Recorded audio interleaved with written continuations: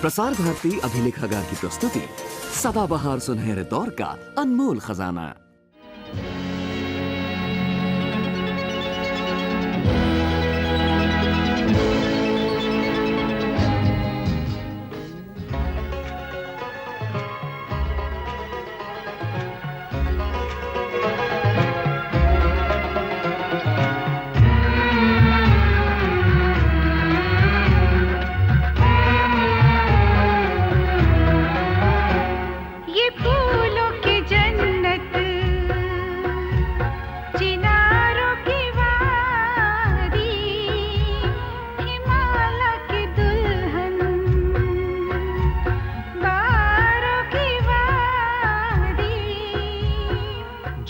झरनों पहाड़ों की वादी, खुशियों भरे आबशारों की वादी, ये कश्मीर है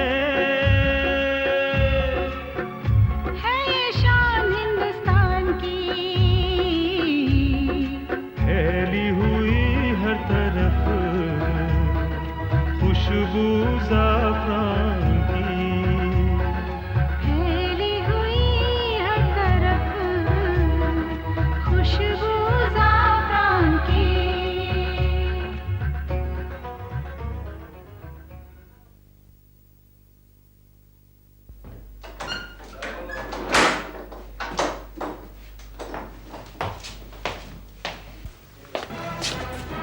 कुछ अपने आप बता दो, वरना जानते हो मेरा नाम मट्टू है और मैं पत्थरों से भी सच उगलवाना जानता हूँ। ओए, सब कुछ बता दो वरना साहब चमड़ी उधेड़ डालेंगे। मुंह खोल अपना, नहीं तो तेरी खोपड़ी खोल दूंगा। बताओ कौन है तुम्हारा कमांडर? और कौन तुमको असला सप्लाई करता है? कौन तुमको दौलत भेजता है? बता दो, नहीं तो हड्डी पसली है कर दूंगा। साहब इससे पूछिए, ये कुछ समझदार लगता है।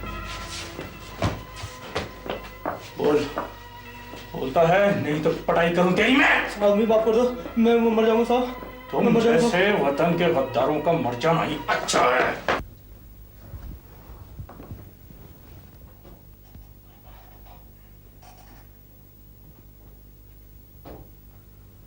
हाँ, जरा इंस्पेक्टर मट्टू को अंदर भेजो। Yes sir. हम गद्दार नहीं, हम इनकलाबी हैं। तो बताओ कौन है जो तुम नौजवानों को बहकाकर तुमसे काम करवाता है? कौन? उसका नाम सुनना चाहते हो तो सुनो।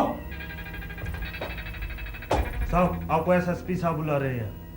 ठीक है, तुम चलो, मैं गया। Yes sir.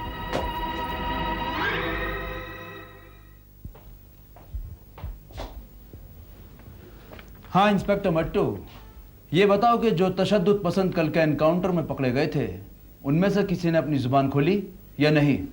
सर, उनमें से अभी सिर्फ एक आदमी टूटा है। क्या बताता है? उसका कहना है कि पास ही के एक गांव में एक साहूकार है जो पड़ोसी देश का जासूस है और वही सरहद पार से आया असला इन लोगों को सप्लाई करता है। और कुछ? सर उसका यह भी कहना है कि इस साहूकार के घर में एक तहखाना है जो असले का जखीरा है। नाम क्या है उस साहूकार का? सर उसका नाम है पंडित जीवन प्रकाश। क्या कहा? पंडित जीवन प्रकाश? सर आप जानते हैं उसे? हाँ इंस्पेक्टर मट्टू, बहुत अच्छी तरह जानता हूं। वही मेरे बहनोई और बहन का हत्यारा है। क्या कह रहे हैं आप सर? ये मैं ठीक कह रहा हूं इंस्पेक्टर। और अब आज से इस केस की तफ्तीश मैं खुद करूंगा। अब आप जा सकते हैं।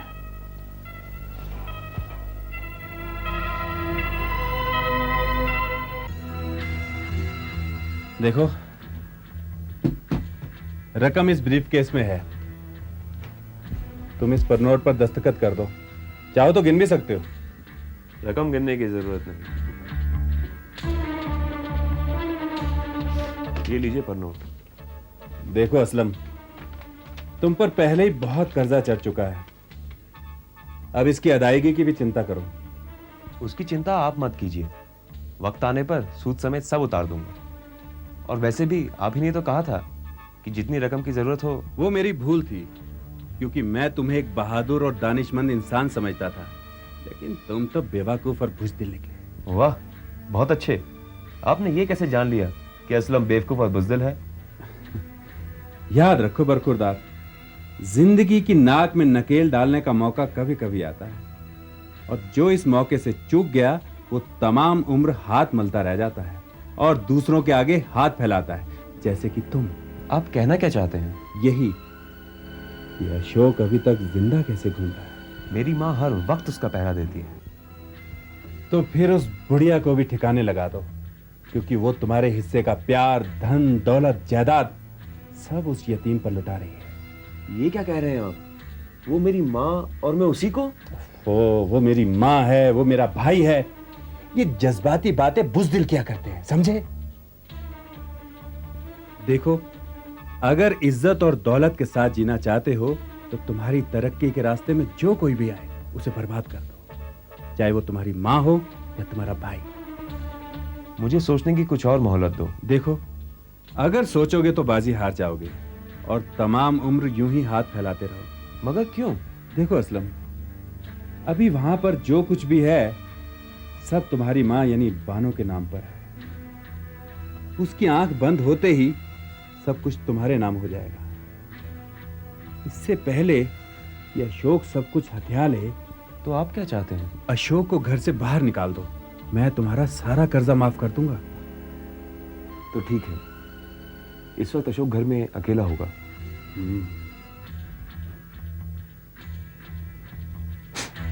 लो, इसे रख लो, रख लो। अगर वो चालाकी करने की कोशिश करे तो उसे गोली से उड़ा देना।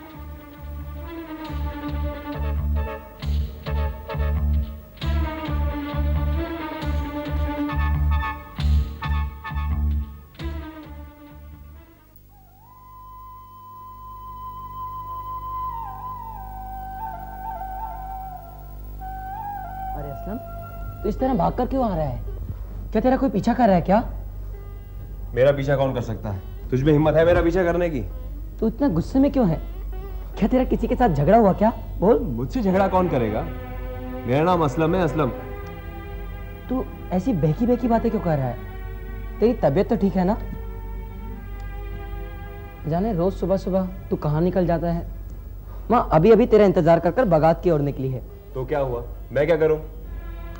अच्छा, शायद तू भूखा है इसीलिए ऐसी बहकी बहकी बातें कर रहा है। चल जल्दी से हाथ मुंह धोकर तैयार हो जा, मैं अब भी तेरे लिए नाश्ता बना कर लाता हूँ। नहीं, मुझे नहीं खाना तेरे हाथ का नाश्ता। क्यों? क्योंकि तू मुझसे जलता है, इसलिए मुझे तुझ पर भरोसा ही नहीं। ये तू कैसी बातें कर रहा है असलम? कौन जाने तू मुझे खाने में जहरी मिलाकर खिला दे। अरे पगले, कोई अपने भाई को भी जहर दे सकता है क्या? ज्यादा चालाकी मत कर। तूने अपनी ऐसी होशियारी से माँ को काबू में कर रखा है। वो मेरे हिस्से का प्यार भी तुझ पर लुटाती है। अरे पगले, हमारी माँ तो प्यार का समंदर है, समंदर। वो हम दोनों को बहुत प्यार करती है। लेकिन माँ फिर भी मेरी है, तेरी नहीं। वो तेरी मेरी नहीं, हमारी माँ है, हम दोनों की माँ। अब मैं तुझे अच्छी तरह जान गया हूं। तू ये सब इस जमीन, जायदाद और इस घर को पाने के लिए कर रहा है।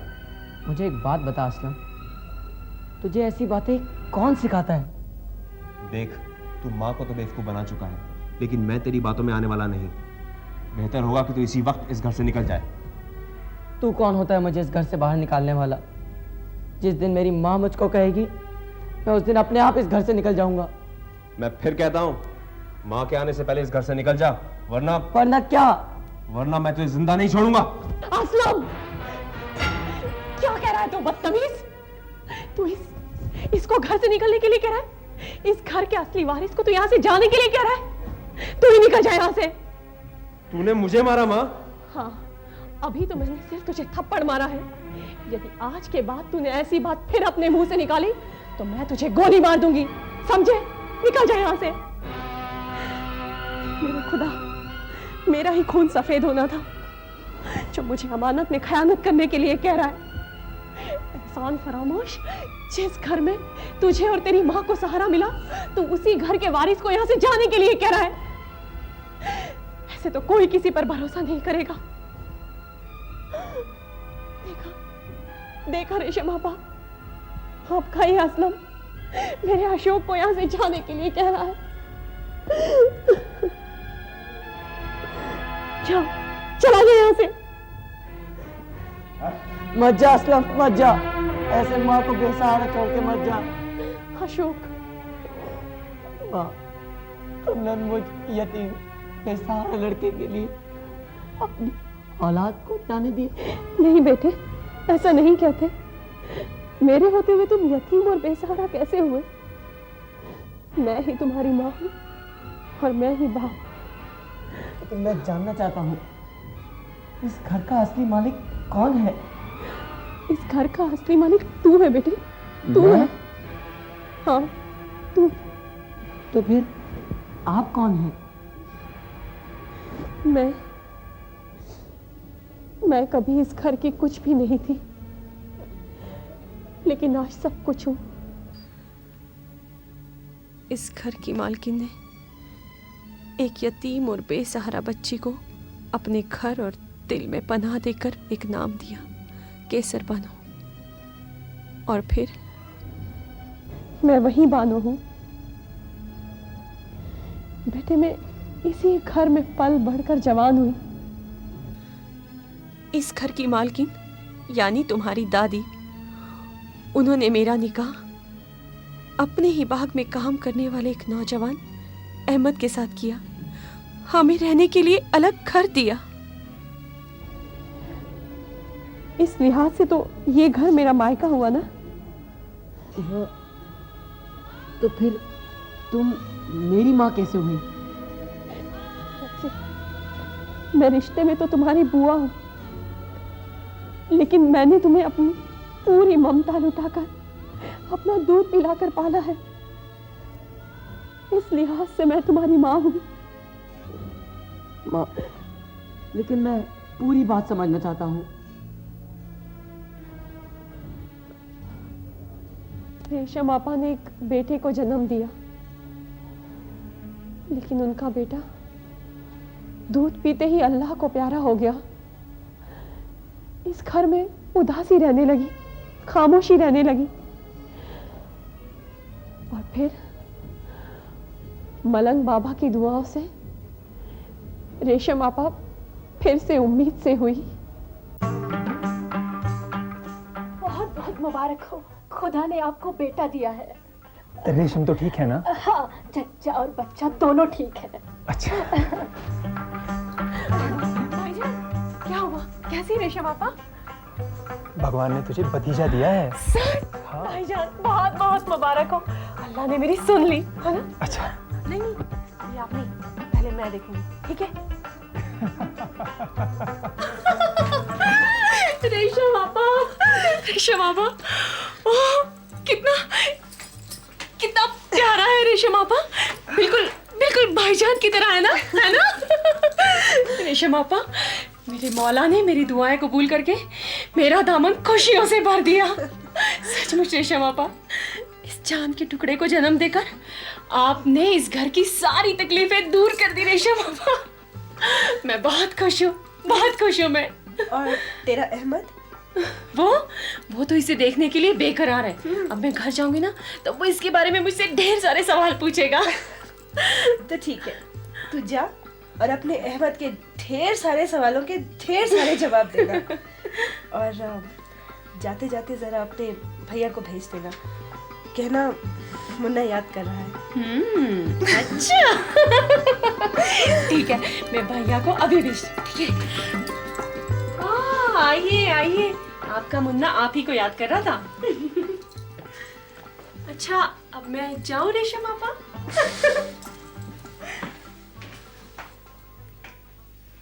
अब तबीयत कैसी है? मैं तो ठीक हूँ। बाकी इस नए मेहमान से पूछिए जिसका माथा सूरज की तरह चमक रहा है। खबरदार जो इसे मेहमान कहा तो कह दे मुन्ने कि अब मैं इस घर का मालिक हूँ, तुम्हारी तमाम जमीन जायदाद का वारिस। पर आपका ये वारिस है बड़ा भूखा। क्यों? बार बार मुंह जो खोलता है। तो क्यों तरसा रही हो इससे? पिला दो ना दूध। मुन्ने, कह दे इनसे कि इसके लिए अब मुझे इनकी सिफारिश की जरूरत नहीं है।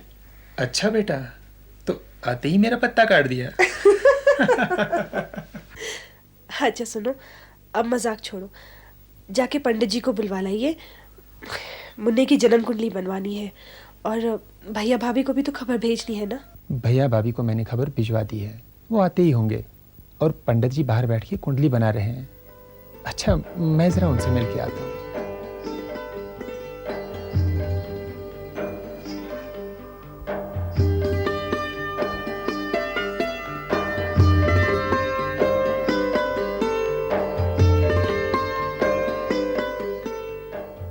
नमस्ते पंडित जी। नमस्कार।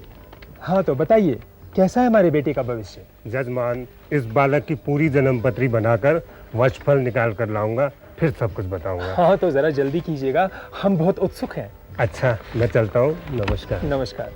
मामी, मामा और मामी भी आ गए। अच्छा, हाँ नमस्कार नमस्कार। बहुत मुबारक हो जीजा जी। मामा मामी को भी मुबारक हो। हाँ अब ठीक है, अंदर माँ बेटा दोनों सो रहे हैं। अच्छा मैं अंदर जाती हूँ। हाँ क्यों नहीं, आइए आप भी आइए। चलिए चलते हैं, आइए। दीदी, अरे दीदी, बहुत बहुत मुबारक हो दीदी। कैसी हो सुधा? मैं अच्छी हूँ, आप सुनाओ। सुरेश भैया नहीं आए? बाहर हैं। पहले अपने भैया का भांजा तो दिखाओ। ये लो, ये देखो, अभी दूध पी के सोया है। गर्भ आश्रम की नींद पूरी कर रहा होगा। इसे जगाओ दीदी, पहले इससे मिल लो। अच्छा बाबा रुक जा।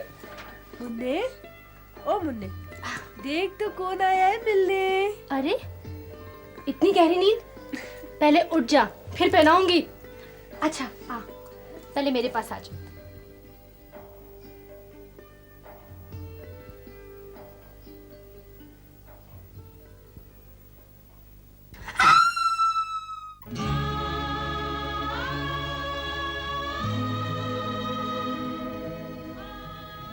फिर तुम्हारे मामू सुरेश कौल, जो कि शहर में पुलिस इंस्पेक्टर थे,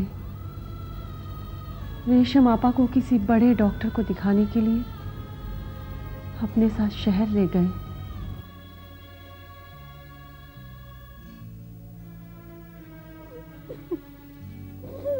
मत रो पगली, भला कुदरत के कामों में कौन दखल दे सकता है? मेरे अल्लाह ने मेरे आज तक कोई भी दुआ नामंजूर नहीं की, लेकिन रेशम आपा की उजड़ी हुई गोद देखकर लगता है कि उसे रहीम करीम कहना बंद कर दूं। अरे वाह, अपने परवरदिगार पर इतना गुस्सा? क्या करूं, जब भी रेशम आपा और भाईजान का उदास चेहरा देखती हूँ तो मेरा मन बहुत कुड़ता है। अरे तू पांचों वक्त की नमाजी है बानो, फिर दुआ मांग, वो तेरी दुआ जरूर पूरी करेगा। सच? कल जुम्मे की नमाज है, मैं नमाज के बाद रेशम आपा के लिए फिर से दुआ मांगूंगी। अजय, क्या मेरी सिस्टर की रिपोर्ट्स आ गई? हाँ सुरेश, रिपोर्ट्स अभी आ गई हैं, पर आपके लिए एक बहुत बुरी खबर है। आपकी बहन को कैंसर है। मैं समझता हूँ कि उनका दूध बच्चे के लिए सुरक्षित नहीं है। तो फिर बच्चे को जिंदा रखने के लिए इन्हें क्या करना चाहिए? आपको कोई ऐसी औरत देखनी होगी जो इसी दौरान माँ बनी हो और आपकी बहन के बच्चे को दूध पिलाने के लिए राजी हो जाए। मगर ऐसी औरत मिलेगी कहाँ? ये तो आपको खुद ही सोचना हो। खुदाबंद ने मेरी दुआ कबूल कर ली। इस बार मैं और रेशम आपा दोनों एक साथ उम्मीद से थी। इस घर में फिर से चिराग रोशन होने के दिन आ गए, लेकिन जब भाईजान ने अपने बेटे के जीवन के रूप में मुझसे मेरे दूध की मांग की, तो वो मेरे प्यार, ममता, दूध सबके लिए इम्तिहान की घड़ी थी। रेशम आपा, लीजिए, मुंह मीठा कीजिए। तो क्या ये खबर सारे गांव में फैल गई है? कौन सी खबर रेशम आपा? यही कि इस घर का वारिस आने वाला है। सच रेशम आपा? लगता है अल्लाह ने मेरी दुआ कबूल कर ली। तो क्या ये मिठाई इसी खुशी में नहीं है? रेशम आपा, उसकी नजरे इनायत हम दोनों पर है। सच? तो क्या तू भी? हाँ रेशम, मैं तेरे लिए बहुत खुश हूँ बानो। क्यों भाई, ये मिठाई किस खुशी में खाई जा रही है? आदाब भाईजान। आदाब। ये इसे क्या हुआ? मैं आप दोनों को एक खुशखबरी देना चाहती हूँ। मेरे साथ साथ बानो भी। सच?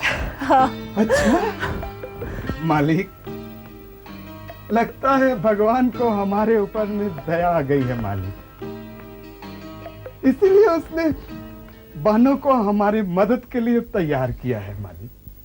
पर क्या बानो मान जाएगी? ये आप क्या कह रहे हैं मालिक? अरे बानो आपकी मुंह बोली बहन है, वो तो अपने आप को इस घर की बेटी समझती है मालिक। वो इस घर के लिए कुछ भी कर सकती है मालिक। हाँ, कुछ भी कर सकती है मालिक। आप चिंता ना करें, मैं उससे बात करूंगा। हाँ, मैं उससे बात करूंगा।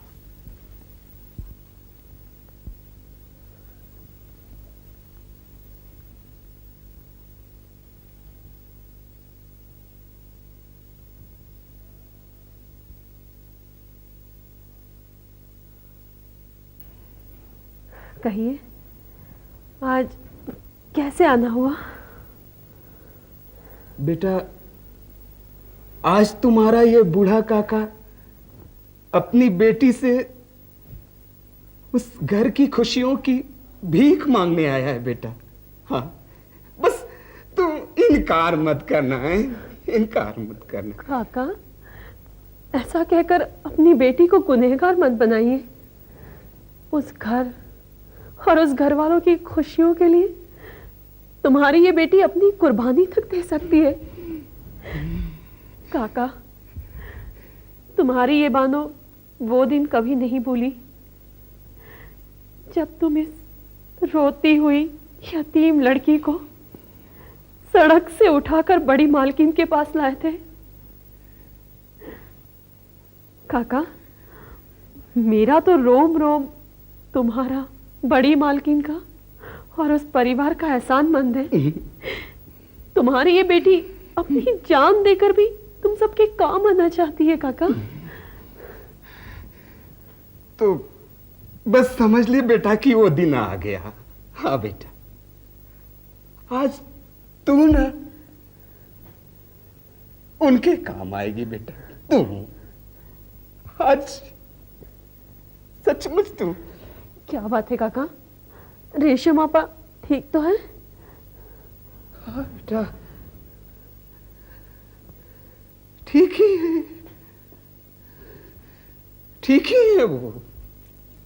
मगर बेटा, वो जो बात पहले 2 बार हो चुकी है, मैं नहीं चाहता कि वो फिर से दूर आई जाए। मैं नहीं चाहता। नहीं काका, अब मुझे ठीक से बताइए, मैं समझ नहीं पा रही हूँ। बेटा, ये डॉक्टरी जांच से ये पता चला है कि रेशम बेटे का दूध ही बच्चे की जान लेता है। हाँ, उसी का दूध बच्चे की जान लेता है। बताओ। मैं समझ गई काका, मैं समझ गई। इससे बढ़कर खुशी की और क्या बात हो सकती है कि उस घर का वारिस मेरी गोद में पलेगा, है ना काका? और फिर एक दिन मेरे शौहर यानी तेरे फूफा जान, उनका एक हादसे में इंतकाल हो गया। उन्हें हर मुमकिन बचाने की कोशिश की गई, लेकिन वो नहीं बच सके। इसके बाद मेरी तो जिंदगी ही वीरान हो गई।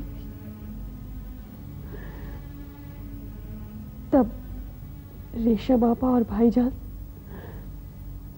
मुझे इस घर में ले आए और हर तरह से मेरा ख्याल रखने लगे। और फिर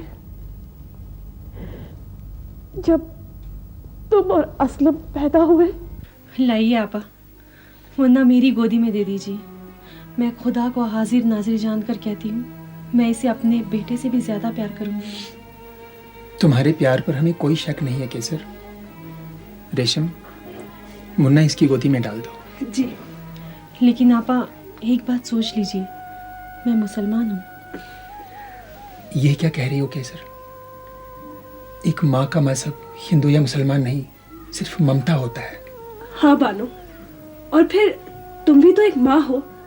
तुम्हारा धर्म चाहे कुछ भी हो, इससे कोई फर्क नहीं पड़ता। आज से तुम असलम और अशोक दोनों की माँ हो। लो, संभालो अपना बेटा। बेटे, आज से इस घर की इस अमानत को संभाल के रखना। ये फूलों की जन्नत, चिनारों की वादी, हिमालय की दुल्हन, बारों की वादी, झीलों झरनों पहाड़ों की वादी, खुशियों भरे आबशारों की वादी, ये वादी ये कश्मीर